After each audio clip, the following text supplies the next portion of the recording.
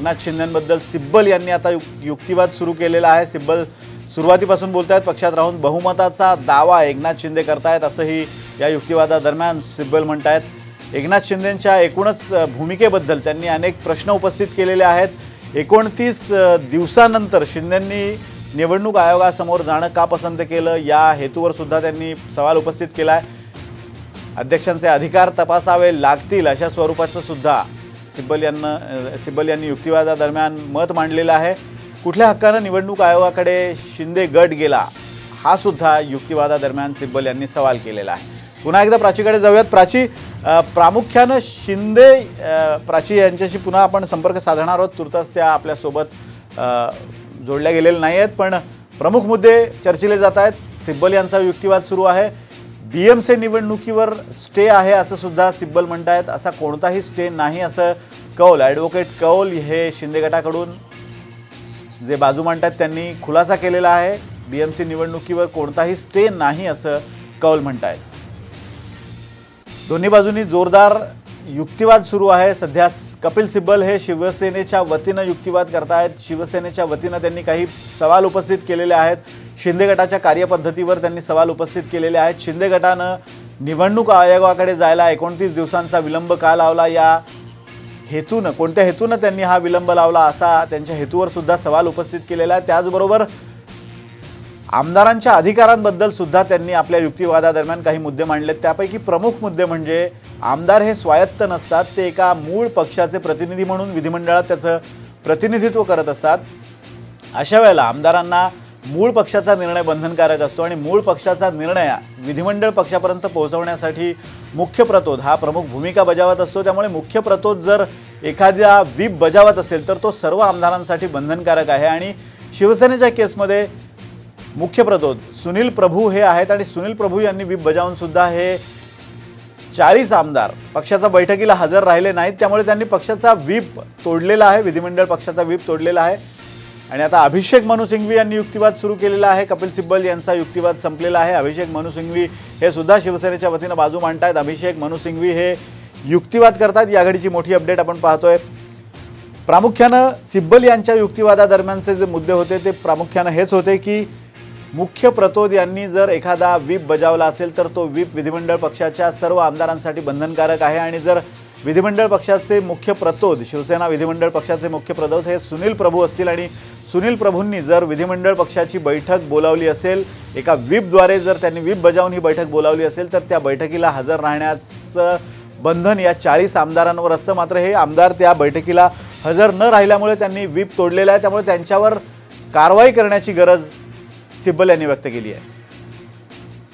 शिवाजी काळे आपल्यासोबत जोडले गेलेले आहेत, थेट सुप्रीम कोर्टाच्या आवारातून आपल्यासोबत आहेत। शिवाजी, सुप्रीम कोर्टात सध्या जो युक्तिवाद सुरू आहे तो आपण पाहतोय। कपिल सिब्बल यांचा युक्तिवाद संपलेला आहे। कपिल सिब्बल यांनी प्रामुख्याने विधिमंडळ पक्षाची भूमिका आणि मूळ पक्षाची भूमिका यावर भर दिलेला आहे। आता अभिषेक मनु सिंघवी हे युक्तिवादासाठी समोर आलेले आहेत। युक्तिवाद त्यांचा कोणत्या मुद्द्यांवर सुरू आहे?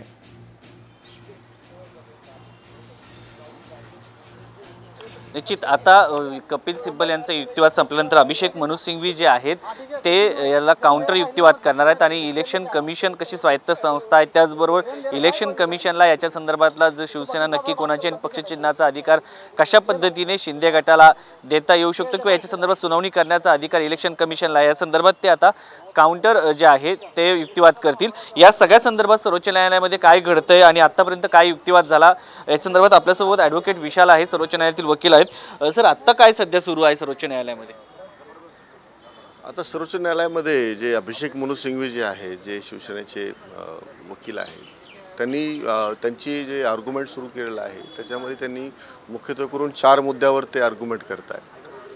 त्यातला पहिला मुद्दा असा आहे की त्यांनी या सर्व प्रकरणामध्ये सुप्रीम कोर्टाने आतापर्यंत कशा प्रकारे सुनावणी घेतलेली आहे आणि ही सुनावणी घेत असताना ज्या पद्धतीनं इलेक्शन कमिशनच्या सुनावणीला थांबवलेलं आहे तर त्या संदर्भात ते बोलत आहेत। आणि त्याच्यानंतर ते एक विषय घेत आहेत की याची कॉन्स्टिट्यूशनल मॅन्डेट काय आहे या डिस्क्वालिफिकेशनच्या मुद्द्याचं, याच्यावर ते मुद्देसूद गोष्टी मांडत आहेत। आता याच्यामध्ये काय होतं आहे की ज्याच्यामुळं आता ओरिजिनल पॉलिटिकल पार्टी आणि लेजिस्लेटिव्ह पार्टी याच्या संदर्भात ते गोष्टी घेत आहेत आणि कोर्टाचं जे काही प्रश्न आहे त्यांना ते उत्तर देत आहेत. कोर्टाने हा एक मुद्दा म्हटला होता की याच्यामध्ये की शिंदेगड जो आहे हा इलेक्शन कमिशनकडे विधिमंडळ सदस्य म्हणून गेला की पक्ष सदस्य म्हणून गेला, याचा काय नक्की अर्थ होतो? याच्यामध्ये अगोदर जी आर्ग्युमेंट झालेली आहे, ज्या आर्ग्युमेंटमध्ये ऑलरेडी कपिल सिब्बलांनी हा मुद्दा क्लिअर केला होता की ज्यावेळेस डिस्क्वालिफिकेशनचा मुद्दा आम्ही पहिल्यांदा उपस्थित केला विधिमंडळासमोर आणि त्या मुद्द्याला चॅलेंज करण्यासाठी ते सुप्रीम कोर्टामध्ये आले. त्यामुळं जर त्यांचं डिस्क्वालिफिकेशन झालं आणि पक्षातून सुद्धा डिस्क्वालिफिकेशन झालं तर ते पक्षाचे मेंबर म्हणून सुद्धा ते इलेक्शन कमिशनसमोर जाऊ शकत नाहीत.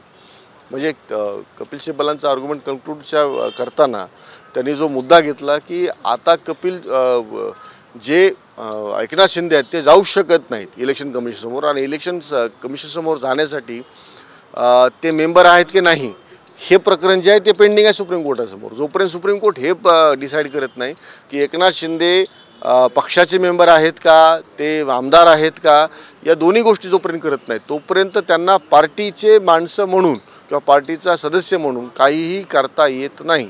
आणि इलेक्शन कमिशनसमोर ज्यावेळेस या सगळ्या गोष्टी ऐकल्या जातील त्यावेळेस तो व्यक्ती किंवा ती त्यांचं जे काही ऑर्गनायझेशन आहे, जे लोक गेलेले आहेत त्यांच्याकडं ते मेजॉरिटी आहे, त्यांचं जो म्हणणं आहे आणि आम्ही रायव्हल ग्रुप आहे असं जे म्हणणं आहे हे तोपर्यंत म्हणता येत नाही जोपर्यंत त्यांचं डिस्क्वालिफिकेशन आहे की नाही याच्यावर सुप्रीम कोर्ट निर्णय देत नाही. आपल्यासोबत ॲडव्होकेट राजसाहेब पाटील देखील आहेत. आज जे कोर्टाने निरीक्षणं नोंदवलेले आहेत ते नक्की कोणते आहेत आणि कसं बघता तुम्ही हे सगळ्याकडे?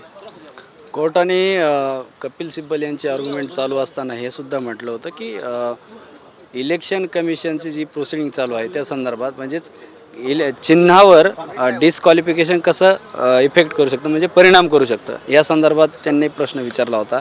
तर कपिल सिब्बल यांनी आर्ग्युमेंटमध्ये आपल्या उत्तरं दिले त्यांचे.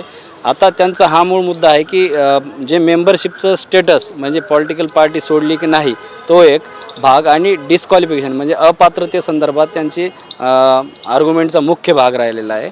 आणि तोपर्यंत म्हणजे त्या कपिल सिब्बल यांचं म्हणजेच उद्धव ठाकरे गटाचं म्हणणं हे होतं की तोपर्यंत ह्या सगळ्या प्रोसिडिंग होऊ शकत नाही जोपर्यंत अपात्रतेवर निर्णय होऊ शकत नाही असं त्यांच्या वारंवार आर्ग्युमेंटमधून माननीय सर्वोच्च न्यायालयासमोर मांडण्यात आलेलं आहे. एक मुद्दा कोर्टाने मांडला होता की जर फुटीर गट अपात्र ठरला तर त्याचा विधिमंडळ पक्षावरती काय परिणाम होईल, म्हणजे ही पूर्ण केस ज्या मुद्द्यावरती आधारित आहे तर त्याच्यावरती याचा पूर्ण काय परिणाम होऊ शकतो असं देखील कोर्टाने म्हटलं आहे. याकडे कसं बघता तुम्ही? आता जी 10वी अनुसूची आहे घटनेची त्यातला जो 3 विभाजनाचा म्हणजे स्प्लिटचा मुद्दा होता त्यावर जे घटनापीठ निर्माण झालं त्यात एक इश्यू आहे जे स्प्लिटच्या संदर्भात आहे, विभाजनाच्या संदर्भात आहे. त्या संदर्भात हा मुद्दा उपस्थित झाला कारण की देशाच्या इतिहासात पहिल्यांदाच झालं की एखादी पॉलिटिकल पार्टी फक्त नेतृत्वाच्या अमान्यतेमुळं वेगळी होती आणि स्वतः मित्रपक्षाला घेऊन सरकार स्थापन करते. हा एकनाथ शिंदे यांच्या आर्ग्युमेंटचा मुख्य भाग हा राहिला की आम्हाला पूर्वीचं नेतृत्व अमान्य होतं, आम्ही एकनाथ शिंदे यांचं नेतृत्व स्वीकारून त्यांच्या नेतृत्वाखाली सरकार स्थापन केलं आणि त्याच पार्टीचे आम्ही मेंबर आहोत, त्याच पार्टीचे आम्ही घटक आहोत. फक्त एवढंच आहे की जे पूर्वीचं नेतृत्व होतं ते आम्हाला अमान्य होतं, आम्ही कोणत्याही पद्धतीचं मर्जर केलेलं नाही किंवा पार्टीचं विभाजन केलेलं नाही, आम्ही फक्त नेतृत्व बदललेलं आहे.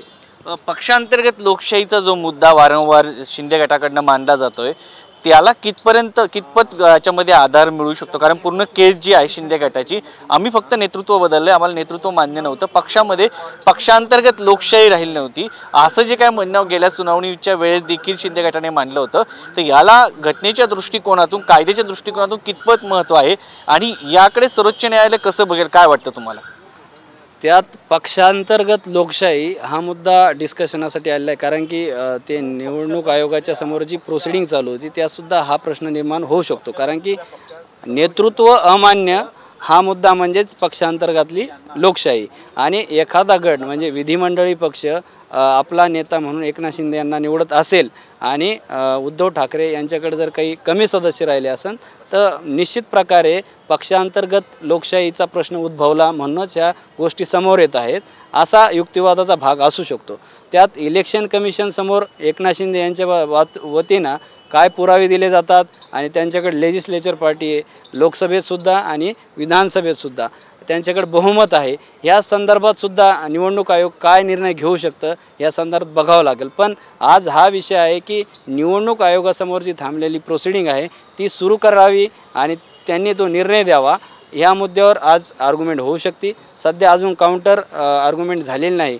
सिनियर ॲडव्होकेट कोल हे आर्ग्युमेंटमध्ये भाग असू शकतो की पक्षांतर्गत लोकशाही आणि येणारे प्रश्न त्या इश्यूमध्ये सुद्धा फ्रेम झालेले आहे की गट बाजूला होणे किंवा लेजिस्लेचर पार्टी आणि संसदीय दल असतं, विधिमंडळी पक्ष असतो, त्याला किती महत्त्व आणि जी होल पॉलिटिकल पार्टी असते म्हणजे संपूर्ण राजकीय पक्ष आहे त्याला किती महत्त्व आहे. या सगळ्या गोष्टी माननीय निवडणूक आयोगातसुद्धा येईल आणि माननीय सर्वोच्च न्यायालयासमोर ह्या गोष्टी सुनावणी दरम्यान येऊ शकतात. सर्वोच्च न्यायालयाचे अजून एक निरीक्षण आहे त्याच्यामध्ये ते असं म्हणतात की पक्षचिन्हाचा निर्णय या गटाला कशा पद्धतीने मान्यता देऊ शकतो. म्हणजे नक्की समजा पक्षचिन्हाचा निर्णय लागला याच्यानंतर ह्या गटाला मान्यता मिळू शकते की नाही याचा देखील निर्णय होऊ शकतो असं सर्वोच्च न्यायालयाला म्हणायचं आहे का? माननीय सर्वोच्च न्यायालयाने 10व्या अनुसूचितला जो स्प्लिटचा मुद्दा आहे म्हणजेच विभाजनाचा मुद्दा आहे त्यावर सुद्धा इश्यू फ्रेममध्ये तो भाष्य केलेला आहे की ती क्लॅरिफिकेशन तेवढं नव्हतं. ते आता ह्या सुनावणीमध्ये किंवा ह्या मॅटरच्या संपूर्ण निर्णयामध्ये तो मुद्दा क्लिअर होईल. माननीय घटनापीठ याला क्लॅरिफिकेशन किंवा स्पष्टता देईल. आता जी पॉलिटिकल पार्टी आहे ही मर्ज झालेली नाही किंवा यांनी सोडलेली सुद्धा नाही. ते आजही म्हणतात आम्ही त्याच पॉलिटिकल पार्टीचे मेंबर आहोत किंवा त्याच पॉलिटिकल पार्टीचं सरकार आहे आणि मित्रपक्षाचं सरकार आहे. तर त्यांचा मुद्दा हा आहे की फक्त आम्हाला नेतृत्व अमान्य होतं, आम्ही त्याच पॉलिटिकल पार्टीचे आजही घटक आहोत आणि त्याच पॉलिटिकल पार्टीचं हे सरकार आहे. हे एकनाथ शिंदे यांच्या वतीनं वारंवार सांगण्यात आलेलं आहे. ते आताही सांगतील कारण की त्यांना फक्त पक्षांतर्गतली लोकशाही आता ते किती पुरावे मान्य निवडणूक आयोगासमोर सादर करतात आणि उद्धव ठाकरे यांच्या गटाकडून किती पुरावे येतात माननीय निवडणूक आयोग त्यावर ते निर्णय घेऊ शकतं आणि त्यावरच ते डिसाईड होऊ शकतं की जे चिन्ह आहे किंवा पॉलिटिकल पार्टी आहे ती कोणाच्या बाजूने असू शकते. एक सगळ्यात पार्टी कोणाची यावर सुद्धा निर्णय येण्याची शक्यता आहे. धन्यवाद शिवाजी. पुन्हा एकदा तुझ्याकडे येणार आहे. एक ताजी अपडेट आपल्यासोबत आपल्याकडे आलेली आहे.